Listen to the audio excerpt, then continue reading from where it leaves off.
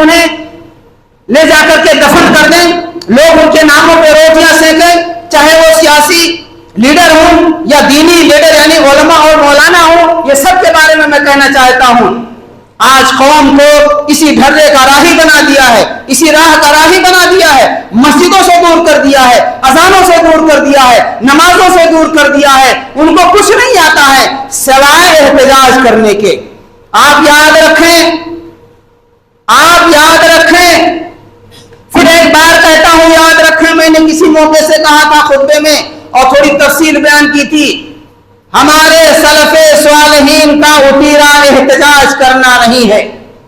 हमारे सलफे स्वालिहीन का उतीरा एहतजाज करना नहीं है, एजिटेशन करना नहीं है, हुकूमतों के खिलाफ बगावत करना नहीं है। आप इसको याद रख लीजिए। बहुत सारे लोग सोच सकते हैं